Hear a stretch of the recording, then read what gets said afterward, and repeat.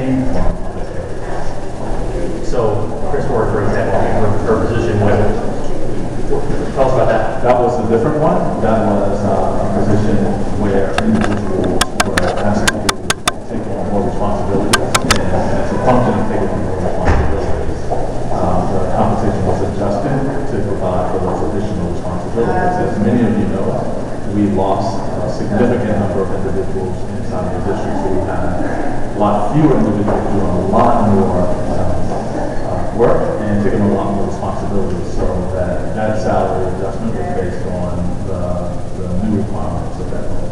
Many people out there are being told to take on more, and they're not being paid anymore. Well, these were just not taking on additional duties. These were taking on additional areas where there was historically a different supervisor who had the responsibilities and those responsibilities in those areas. And so that's where the distinction comes in. You're exactly right. Many individuals across that district and across the city have been asked to take on a lot more responsibilities. But these were areas where there are new reporting structures, many additional individuals who are reporting, and many additional, not just responsibilities, but span of control, and individuals who supervise and evaluate. Is it accurate that the district borrowed $300 million to pay its bills? That is accurate. As a matter of fact, we had, as a part of that 5-year plan, it relied on the district to provide for $300 million in fiscal funding to get through the current year. And that was one of the things that was in action inside the 5-year plan. It's extremely important. We don't think we're going to have many more opportunities to do that. Do you understand the perception, though, that at the time when 32 BJA is agreed to concessions, when you're asking for concessions from the other unions, that they look in the paper and they see these cabin people are getting more money and they can't afford to pay? Well, I understand the perception if it's in fact the case. And so if in fact these were vacant positions, and with the normal course of doing business, we actually hired individuals to come into the role. Some individuals were teaching positions, some were administrative for schools, and moving into the new positions, the salaries associated with those positions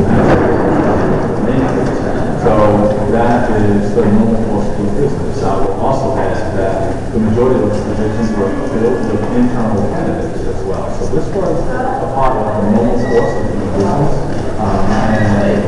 As I indicated before, 80% of those positions were not filled. Mr. Finances has a conversation before you and your local collective guidance here.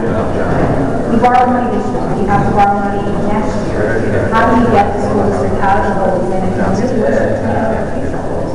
Yeah, I mean, and we have a 5-year fiscal plan. It's one of the first times we've had a 5-year plan that really leads to spending and revenue over the next 5 years.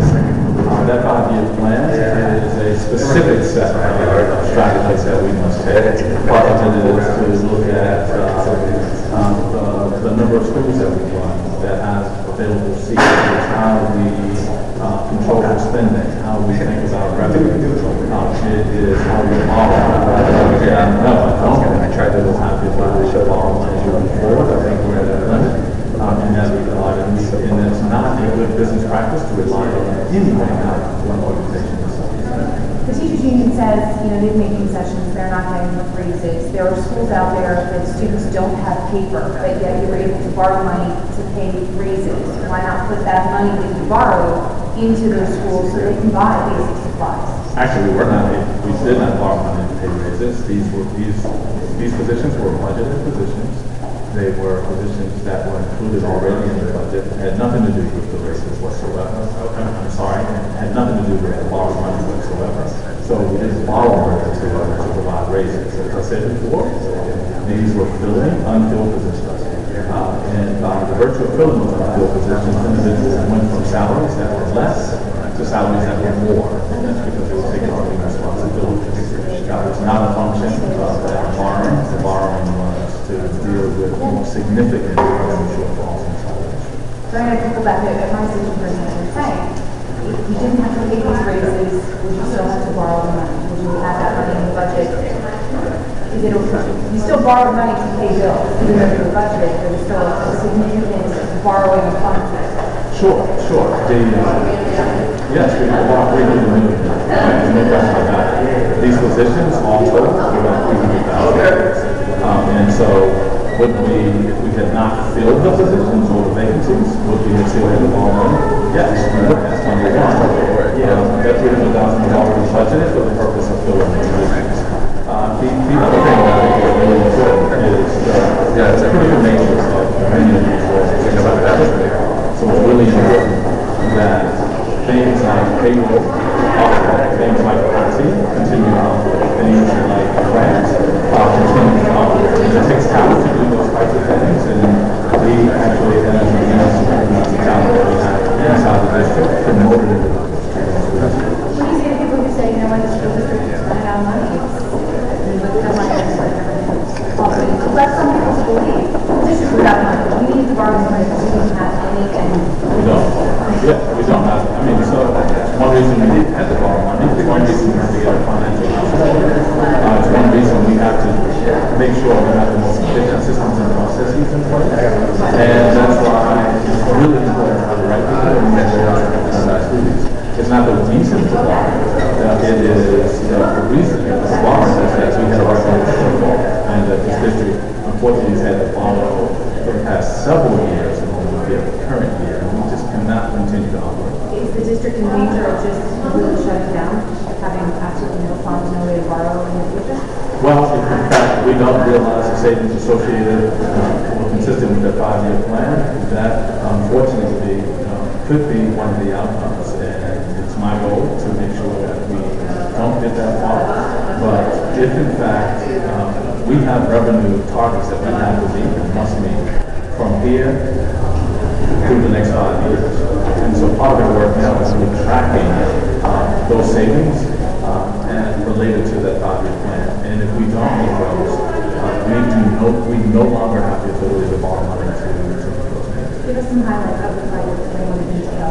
So, you're looking to save money. Yeah, one in the 5-year plan was naturally the short-term borrowing of $300 million. That was in the 5-year plan. Collective bargaining agreements, that's in the 5-year plan. Looking at more efficient use of schools and eliminating any vacancies, that's in that 5-year plan. And really looking at how we move revenues and how we create systems, business systems and business and operating systems to track those monies. And so those things really become extremely important. The $300 million loan, how much is that for? That is about $30 million. That's an approximation. I don't have an exact. 20 or 22 the last one. No, I'll get that. Final question for you, when would you expect to identify those schools that would be identified for closure under this round? We plan to do that within the next 2 weeks and present that information to the SRC probably sometime mid-December. How much savings do you expect to get from the shutting down schools? That in the 5-year plan identifies $33 million on a year-to-year basis. So you're saying if you're planning 5 years, the school will be back running, It's actually, the district will be back running and left? well, that's our hope. I mean, in fact, with the 5-year plan, not necessarily my plan, is trying to operate inside of that. But what we're trying to do is live within that name. It's one of the reasons why it's really important to emphasize that these raises weren't associated with positions that we had created. These were associated with positions that were vacant.